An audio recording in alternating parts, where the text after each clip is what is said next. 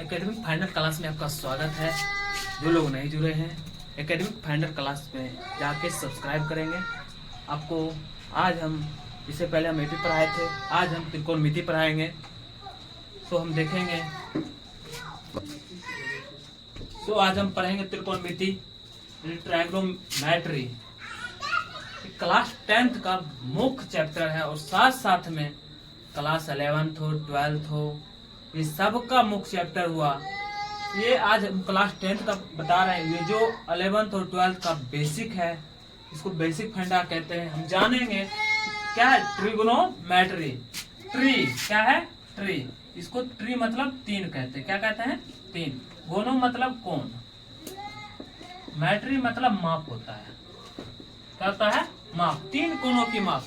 हम जानते हैं तीन कोणों की माप हम किस प्रकार की आकृति में करते हैं, तो सम त्रिभुज में करते हैं। त्रिभुज में, लेकिन ये जब आता है भाग तो हम इसको विशेष रूप से समकोण त्रिभुज में निर्माण करते हैं। किस में निर्माण करते हैं? समकोण त्रिभुज, राइट एंगल में हम इसको राइट एंगल ट्रायंगल में इसको निर्माण करते हैं। सबसे मुख्य बात यह है इसमें जो कुछ इसका अपना खुद इसका प्रयोग है। इसमें इसका जो अनुपातीय है त्रिकोणमिति का 6 अनुपात है। कितना है? 6। एक होता है साइन, दूसरा कॉस, तीसरा टेन, चौथा कॉसेक, पांचवा सेक, छठा टेन। मुख्य रूप से इसमें अगर हम देखेंगे मुख्य रूप से तो ये 3 ही है। मुख्य रूप से इसमें 3 है, लेकिन सब अब कहेंगे नहीं सर तीन है नहीं, 6 इसका मुख्य रूप है। इसमें 6 है, लेकिन इसमें 3 को अगर याद रखते हैं हम तो 6 बना लेते हैं। 3 को याद रखते हैं तो 6 बना लेते हैं। लेकिन इसमें इस सब जो लिखे हैं इस सब शॉर्ट फॉर्म है। क्या है? Short form. इसका जो फुल फॉर्म होता है साइन, SINE, कॉस, कॉसाइन। क्या होता है? कॉसाइन। Ten, tangent. क्या होता है? टेंजेंट। इसका क्या होता है? टेंजेंट। Cosec, constant. क्या होता है? कॉसेंट। सेक, सेकेंड।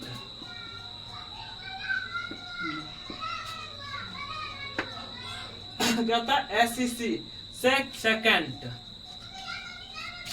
टेन का होता है 10 फिर लिखिए कॉट। यहाँ क्या होगा? कॉट होगा।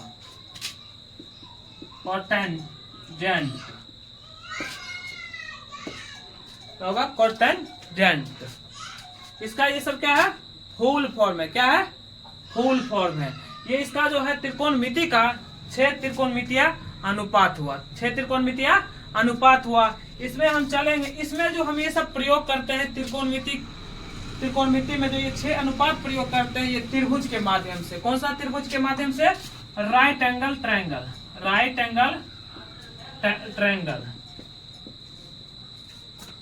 यानी समकोण त्रिभुज। कौन सा त्रिभुज? समकोण त्रिभुज। इसी पे हम चर्चा करते हैं। यहाँ पर जो होता है, अब हम ये त्रिकोणमिति का जो अनुप्रयोग है, ये प्रयोग जो है त्रिकोणमिति का जो, इसमें हम ये जो साइन लिखते हैं हम लोग पढ़ते हैं साइन थीटा। क्या पढ़ते हैं? Sine theta. ये जो थीटा है ये दर्शाता है न्यून कोण को। किसको दर्शाता है? न्यून कोण को। अब एक चीज हम जानेंगे हम जानेंगे ये जो न्यून कोण है, ये जो थीटा क्या रखे थे हम? न्यून कोण। क्या बोले थे? थीटा जो यहाँ होगा न्यून कोण दर्शाता है। यहाँ जो समझेंगे समकोण त्रिभुज। क्या समझ रहे हैं? समकोण त्रिभुज में एक कोण कितना होता है? 90 डिग्री। बाकी 2 कोण कितना होता है? 90 डिग्री से छोटा, यानी इसी को न्यून कोण कहते हैं। न्यून कोण कहते हैं 0 से 90 डिग्री के बीच को कोण को। 0 से 90 डिग्री के बीच के कोण को न्यून कोण कहते हैं। यानी ये 90 डिग्री होगा, बाकी ये दोनों कोण क्या होगा? न्यून कोण होगा। ये जो एंगल का नेम होगा, मान लेते हैं ABC। इसी में जो थीटा होगा चाहे इस कोण पे होगा चाहे इस कोण पे होगा। लेकिन जब ये बनता है हम जानते हैं समकोण त्रिभुज की सबसे बड़ी भुजा कौन सी क्या होती है? कर्ण होती है। क्या होती है? कर्ण होती है, तो एक हो जाएगा आधार, क्या हो जाएगा आधार, और एक हो जाएगा लंब, एक हो जाएगा लंब। ठीक है, अब इसमें कहेंगे लंब और आधार, लंब और आधार कैसे पहचानेंगे। सबसे पहली बात है लंब और कर्ण तो पहचान लेंगे, जो त्रिभुज में सबसे बड़ी भुजा होगा उसको क्या कहेंगे, कर्ण कहेंगे। लेकिन लंब आधार कोण के अनुसार डिसाइड होगा। जैसे हम एक त्रिभुज फिर बना लेते हैं, एक त्रिभुज फिर बना लिए, ये जो मान के चलो ये थीटा लिखे, क्या लिखे थीटा। अब हमको निकालना है साइन थीटा, क्या निकालना है साइन थीटा, साइन थीटा। इसके अनुसार लंब कौन सा होगा, आधार कौन सा होगा, तो जो थीटा के सामने वाली कोण होगा उसको क्या कहेंगे लंब, क्या कहेंगे लंब, और जो बच गया उसको आधार। बाकी तो जान ही रहा है सबसे बड़ी भुजा कर्ण कहलाती है, सबसे बड़ी भुजा कर्ण कहलाती है। उसी तरह जब ये त्रिभुज हम बनाए, यहाँ पे थीटा आ गया, कहाँ पे यहाँ पे थीटा आ गया, जिसके सब सामने वाली भुजा को क्या कहेंगे लंब। अब ये लंब कहलाएगा, ये आधार कहलाएगा, और ये सबसे बड़ी भुजा को कर्ण कहेंगे। इतना क्लियर हो गया होगा, हमको आशा है।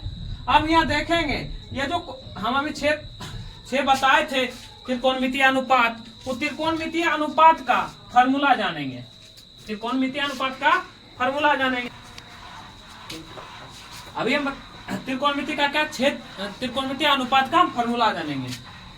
पहले हम बताए थे इसमें 6 त्रिकोणमितीय तीन मेन है, साइन थीटा, कॉस थीटा और टेन थीटा, ये तीन मेन है। बाकी अपने आप निकल जाएगा, बाकी अपने आप। यहाँ समझेंगे, एक हम लोग शॉर्ट फॉर्म याद किए थे, लाल बटा काका, लाल बटा कक्का,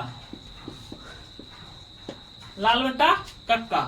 देखो लॉ से लंब, ए से आधार,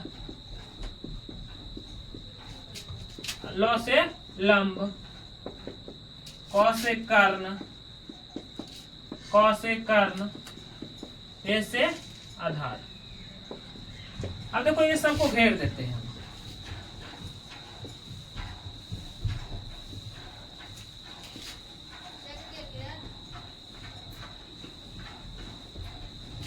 आपको समझ में आ रहा है, ये जो है साइन, क्या है साइन थीटा, कॉस थीटा और टेन थीटा। ये जो साइन है, अब क्या निकल गया लंब बटा कर्ण, क्या निकल गया लंब बटा कर्ण, और इसका निकल गया आधार बटा कर्ण, आधार बटा कर्ण, और ये भी हो गया लंब बटा आधार। क्या हो गया लंब बटा आधार। अब इसी तरह हम निकालेंगे, इससे पहले हम बताएंगे ये जो है साइन, इसका कुछ व्युत्क्रम होता है। त्रिकोणमितीय अनुपात अभी बताए थे, 3 मेन होता है इसका, उसके बाद 3 जो होता है इसका क्या होता है व्युत्क्रम होता है। साइन का होता है कॉसेक, क्या होता है साइन का व्युत्क्रम हो जाता है कॉसेक, क्या होता है कॉसेक। कॉस का होता है सेक, कॉस का क्या होता है सेक का। टेन का होता है टेन थीटा का कॉट थीटा, क्या होगा कॉट थीटा। ये तीनों का क्या हो जाएगा, हम अभी बोले थे 3 मेन होता है और 3 क्या हो जाएगा इसका अपोजिट यानी व्युत्क्रम हो जाएगा। उसी पे हम इसका फॉर्मूला निकालेंगे, जस्ट कॉसेक थीटा का। किसका निकालेंगे कॉसेक थीटा का। यहाँ लिखते हैं कॉसेक थीटा। कॉसेक थीटा का क्या उल्टा होता है, जब साइन थीटा का व्युत्क्रम कॉसेक थीटा तो कॉसेक थीटा का उल्टा साइन थीटा। ये जो है एल बटा के क्या लिखाएगा कर्ण बटा लंब, कर्ण बटा लंब। कॉस थीटा का उल्टा सेक थीटा तो सेक थीटा का उल्टा कॉस थीटा, तो इसका उल्टा क्या हो जाएगा कर्ण बटा आधार, कर्ण बटा आधार।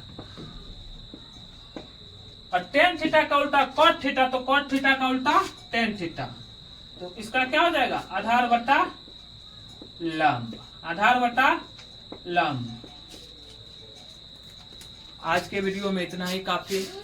हमको आशा है आपको अच्छा लगा होगा। Thank you.